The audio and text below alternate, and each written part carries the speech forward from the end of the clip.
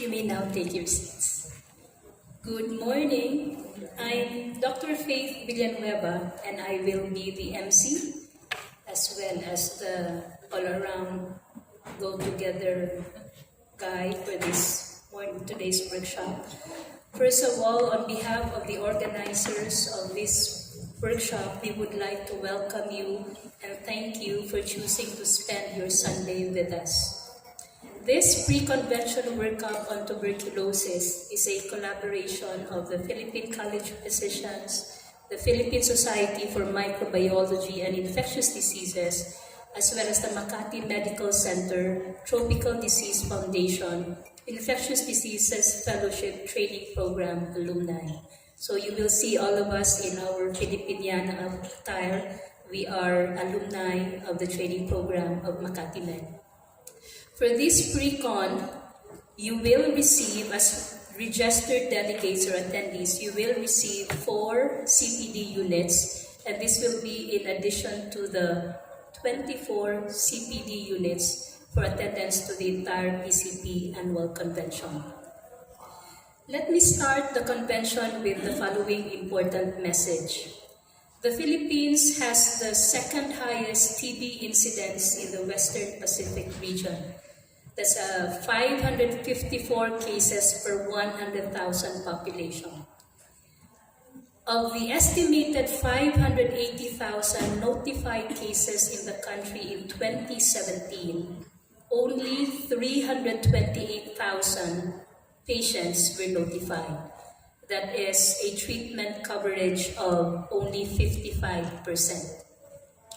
There is indeed a need to go after the missing cases and leave no one behind. This is if we are to see a world free of TB, 0 deaths, disease, and suffering due to TB, which is the End TB strategy of the World Health Organization. It has set targets for 2035 that includes 95% reduction in the number of TB deaths, 90% reduction in TB incidence rate, and 0% TB-affected families facing catastrophic costs due to TB. This pre-convention workshop aims to provide updates on the current approaches to TB prevention, diagnosis, management, in line with the new TB law that emphasizes mandatory TB notification from the sector outside the national TB program towards TB elimination in the Philippines. This workshop was put together to recognize the enormous efforts of Dr. Thelma Tupasi on TB care in the country. Her first landmark project, the 1997 National Tuberculosis Prevalence Survey, or 1997 NTPS, strategically steered the Department of Health to initiate engagement of the private sector, and we have gone a long way since then. So the learning objectives are as follows: to provide a comprehensive presentation of the current status of TB in the Philippines, to update participants on the latest advances and paradigm shifts in the prevention, diagnosis, and management of TB, to present the current state of TB control program in the country, its evolution, methodologies, and challenges in its implementation, and lastly, to improve overall awareness of the urgent need to improve TB control in the country. So the workshop will have 4 parts. Part 1 will take up the entire morning, which will be 4 lectures on the updates regarding TB care. Then we will have part 2, which is a keynote speech to honor Dr. Thelma Tupasi. This afternoon, we will have 2 panel discussions. The first will be on TB notification and management, and then the second will be on clinical pearls on TB. Let me present to you the house rules because we have a very tight schedule for the entire day. We aim to start and finish on time, so we remind speakers and panelists to follow the schedule. We have a digital timer here in front of the stage. Number 2, we request that you keep cell phones on silent mode, and if needed, kindly answer your calls outside the function room. Number 3, which is very important, we encourage audience interaction, so please feel free to ask questions or share your comments during the open forum. If time constraints forbid this, kindly approach the speaker or the panelist for your questions. So without further ado, we will start part 1, and may I now call on my colleague, Dr. Gamaliel Garcia, who will moderate part 1.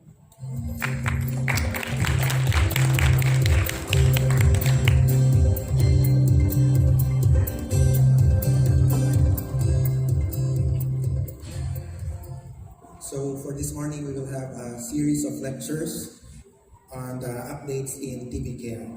So our speakers will give their lectures one after the other, and so I would like to ask again the audience to reserve their questions at the end of the fourth lecture. At that time, we'll have our open forum, and we will entertain your questions. So to start, I'd like to introduce our speakers.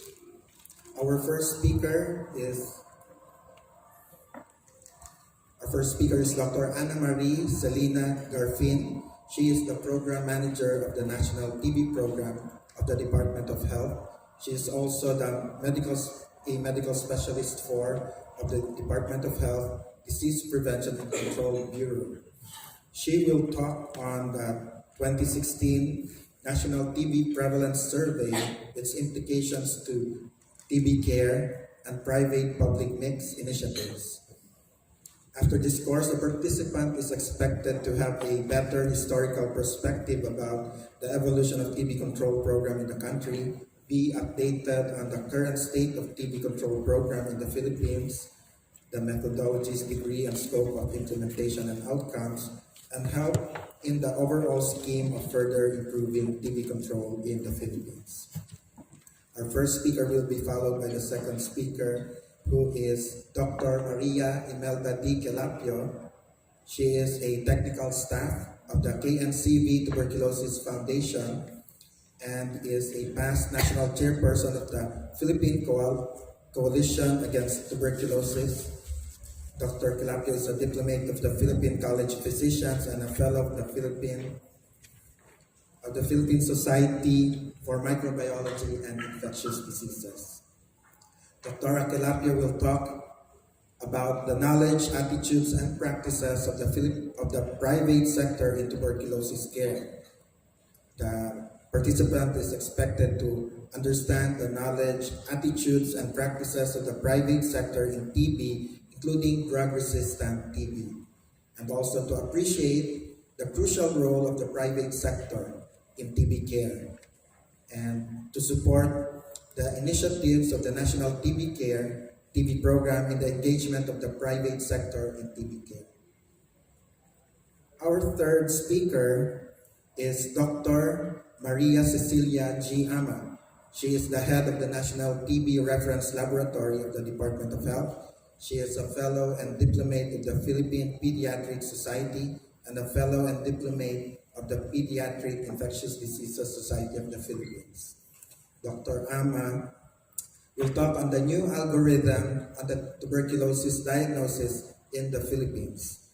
The participant is expected to learn about the most recent advances and paradigm shifts in establishing the diagnosis of tuberculosis, be fully educated and updated on the new algorithm in TB diagnosis, apply the knowledge gained in improving TB diagnostic accuracy in clinical practice.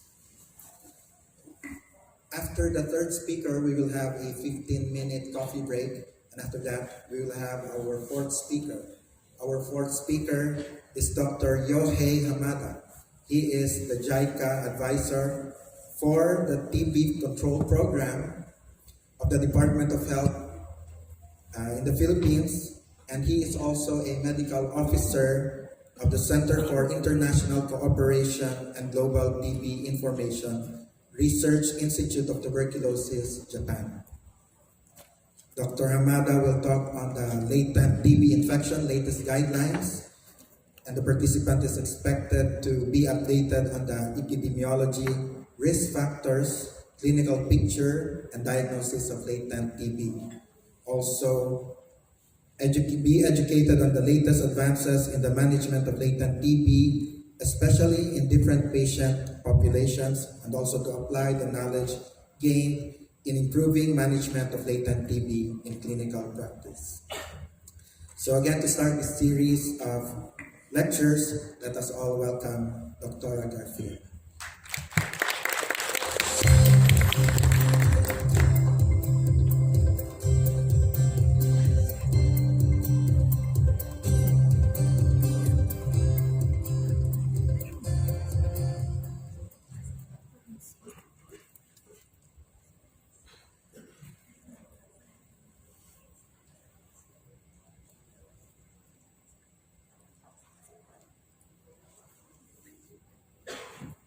Good morning. So thank you for this opportunity to share with you what we are doing at the Department of Health, and for you also to know why we are doing these things. So Philippines is one of the countries that has done several prevalence survey. So we first had our prevalence survey in 1983, and that was done through the PTSI. Then the next two prevalence survey were headed by Dr. Tomasi, and then the last, that is last 2016, that was headed by the FACE, and this was through Dr. Lanza. So the objectives of our survey is to determine the prevalence of pulmonary TB, and this is among 15 years and above. So it's pulmonary and 15 years old and above. So this does not include children. And we want to assess our trend in TB prevalence in terms of smear-positive TB and bacteriologically confirmed TB cases. And the very reason why we did this latest prevalence survey was to have a baseline data for the Sustainable Development Goals and the NTB strategy. Okay, so these are the key results. So if we look at the methodology, in terms of the participation rate, it was low. It's only 76%. Our target was 85%. And to think that we already brought the services at the community level. We were expecting that people would really come to avail of the services, but this did not happen. And then most of our participants were females. So maybe the males don't have time, although there were times that we would go to their homes to inform them that there's an extended time for the services. Then among the different strata, since we had a strata for Metro Manila Region 3 and Region 4A, since we're expecting the burden to be high in this region, the strata 2 for the rest of the region, Visayas for the 3rd and 4th for Mindanao. And the participation rate was low in stratum 1, and that is Metro Manila, Region 3, and Region 4. So this would inform us where we would focus our services, and to think that stratum 1 composed about 40% of the population of the country. Then in terms of the screening tool, if we look at the result, there were 466 confirmed cases, bacteriologically confirmed cases, and if we use symptoms as a screening, we would be only finding 32% of our cases. Whereas if we use chest x-ray, we would be finding 92% of our TB cases. So this is a very significant information for us, since the program would use symptoms as a screening for us to identify our presumptive TB cases. In terms of diagnostics, among the confirmed TB cases, only 37% were found to be smear positive, and the rest were already smear negative. So initially, the primary diagnostic tool of the program is using direct sputum smear microscopy. It was only in 2011 that we introduced the gene expert. So what's the result with the gene expert? So gene expert alone, it's 51%. And actually, we can add already the expert plus culture, so that would be 51% plus 34%. So this would show that if we only use our smear microscopy, we would be only finding 37% of our bacteriologically confirmed TB cases. But with expert, more sensitive tool, we would be finding more TB cases. So the other result would show that the prevalence is really high. That is for 1,159 per 100,000 population. So if we adjust that based on the estimates of WHO, that would be 554 per 100,000 population. And with that result, we are one of the countries with more than 500 incidence rate for TB. And if we look at the 2018 Global TB Report, the country is contributing 6% of the total TB cases. We are ranked fourth in terms of contribution of TB cases. And in terms of age, the highest incidence would be among the 45 to 54 years of age and those more than 65 years old.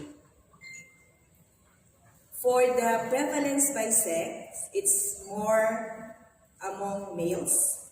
And in our report, we have more males. But if we look at the estimate, it would show that we are missing more TB cases among the males.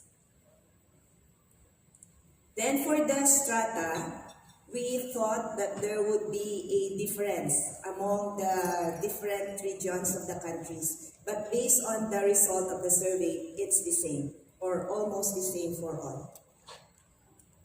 For health-seeking behavior, among those with screening symptoms, it would show that the patients would either not take action or self-medicate, and only 19% of those with screening symptoms would seek consultation, and 29% of the identified cases. And those who would consult, 33% would go to the private sector among those with symptoms, and 25% for the identified cases. So this would show that the private sector really needs to report their TB cases, since almost one-third of our patients are going to the private sector and are not reported to the program. So the most common reasons for not seeking formal consultation or not taking action would be they think that the symptoms are not significant and due to the cost. So later, I'll show you also the result of our catastrophic cost study to inform us what's the reason for the high cost for TB cases, knowing that the services are already provided free by the government. Okay. In terms of significant risk factors, so I've already mentioned it's among 45 to 54 years of age and 65 and above.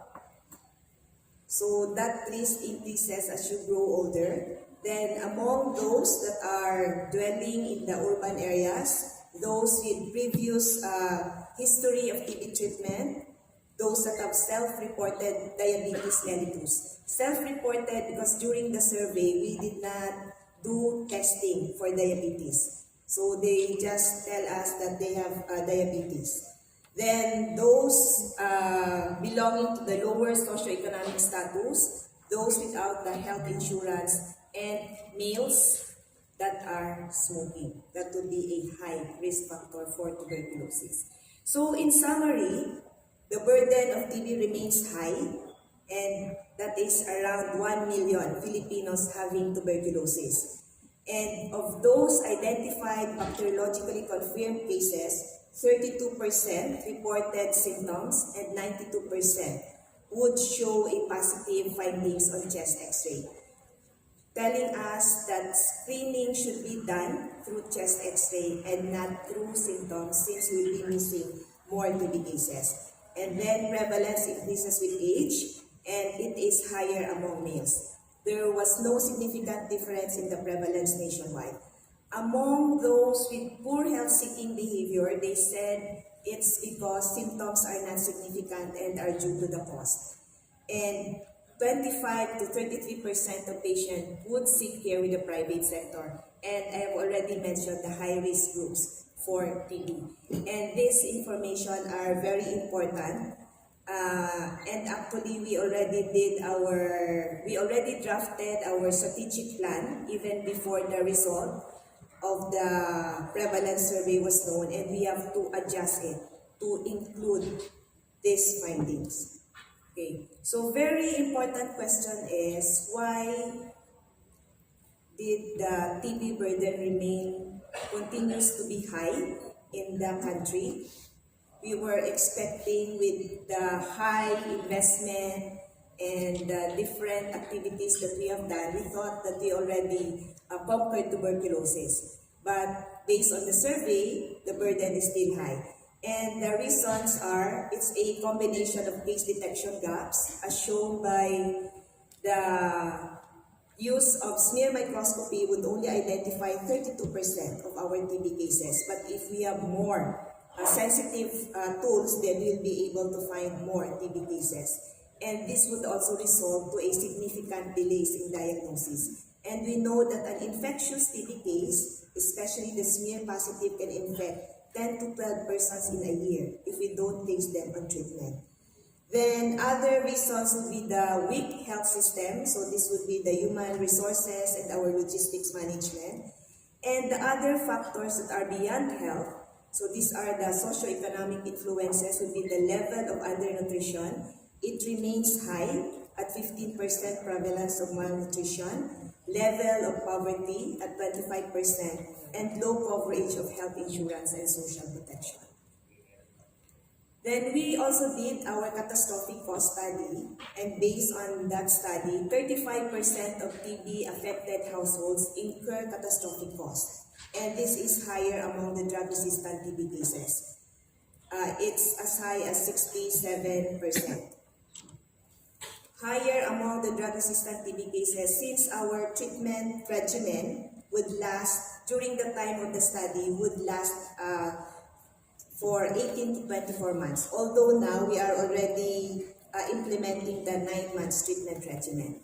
Then I would like to emphasize the cost drivers. So it's income loss, so they have illness, so they won't be able to report to work, or sometimes they really have to stop their work. Expenses for transportation, since initially our services, especially for MDR-TB, is centralized. It's at the health facility and only in selected facilities, although now we already decentralized. And very important here is the food and nutritional supplements.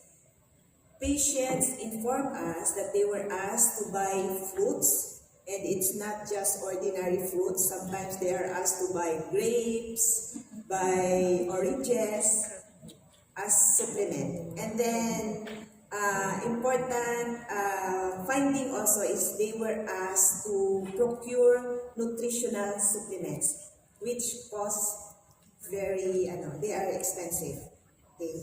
So I hope we can do something on that, because our objective is by 2022, the catastrophic cost for our TB-affected families should be 0.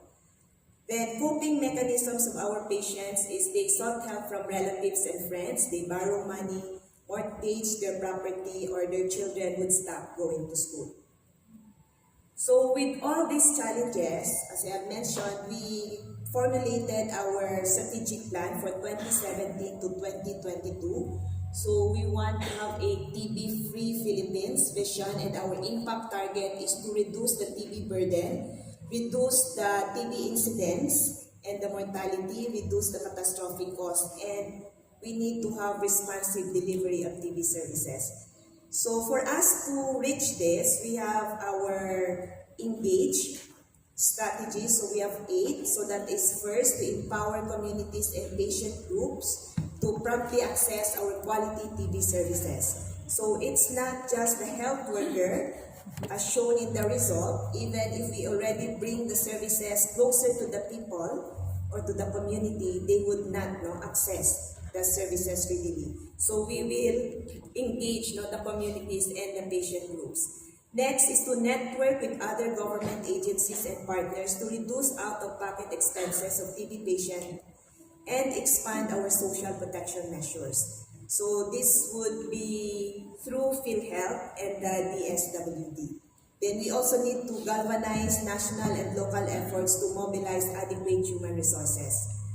We know that we have inadequate staff, and if ever we have staff also, there's a fast turnover of staff, so we're addressing that. So we're training everybody and hoping that they will stay in the health centers. At the same time, if ever they will go to other facilities, they would still continue to provide the services for TB.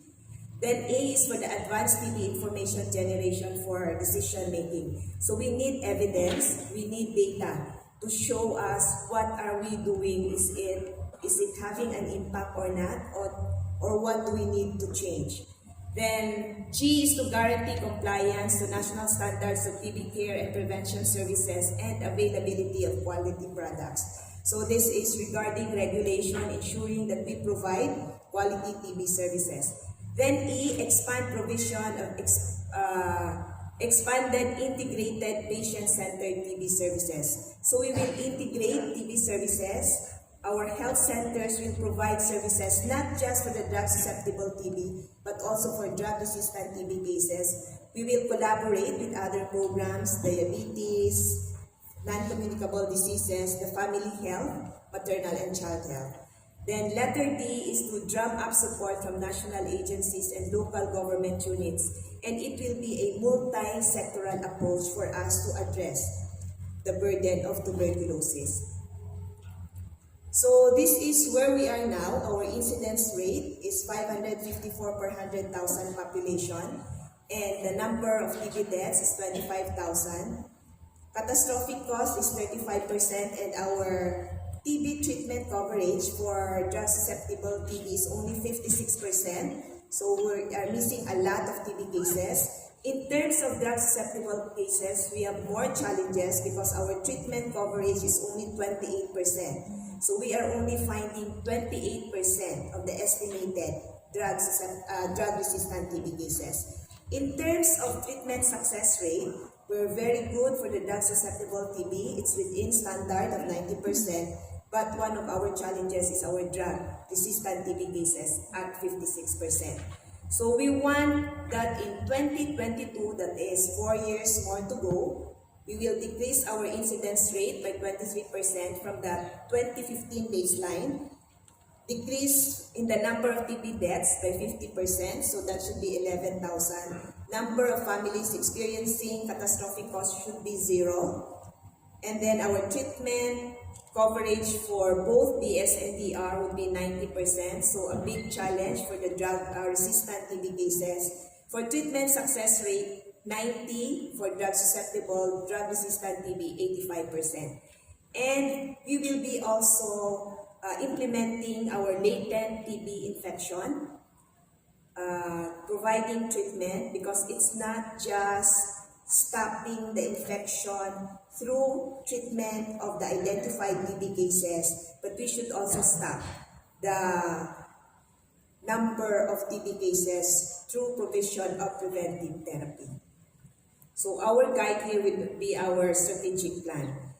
Then last year, there was a United Nations high-level meeting, and our country committed number of cases to be identified for us to decrease our incidence rate.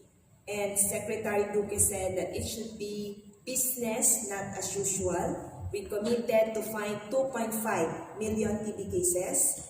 And for us to do that, we need to have a high-level TB body, since addressing TB would not just be for the Department of Health, but it should include other government agencies. We need to reach our target, so we'll be doing massive chest X-ray screening and linking them to expert testing. And the very important aspect here will be the mandatory notification. So we need to have the reports for TB cases. We know that there are cases that are started on treatment, they are cured, but we don't have the report. Okay.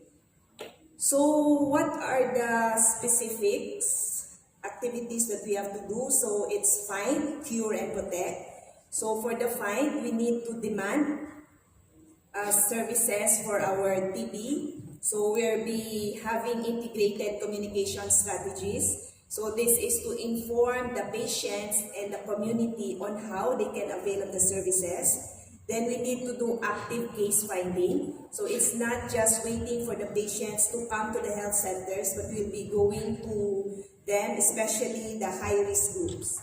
So we will be screening them through chest x-ray, and we will be providing access to rapid diagnostic tests. So right now we are using expert.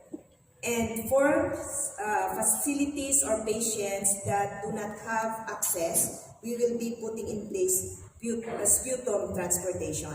Then we need to have mandatory notification. For cure, we will be ensuring uninterrupted supply of TB drugs, integrated services for all TB cases, and patient support to improve adherence. For protection, we need to investigate the contacts and provide the preventive therapy. So among this, finding, curing, and protection, we should put in place our service delivery network. So this is aligned with the recently signed Universal Healthcare Law. So we need to have the service delivery networks, and the prime mover here would be our provincial health offices. So this would include public and private health facilities and all healthcare providers. And we need also to have a package of services. We need to identify which services will be identified by the government, and we call it the population-based services and the individual-based services to be provided through PhilHealth. Then we need to have social protection measures to prevent catastrophic costs, and we'll be doing this through collaboration with other government agencies. Then we'll be engaging the community and patients, so that is from finding, curing, and protection.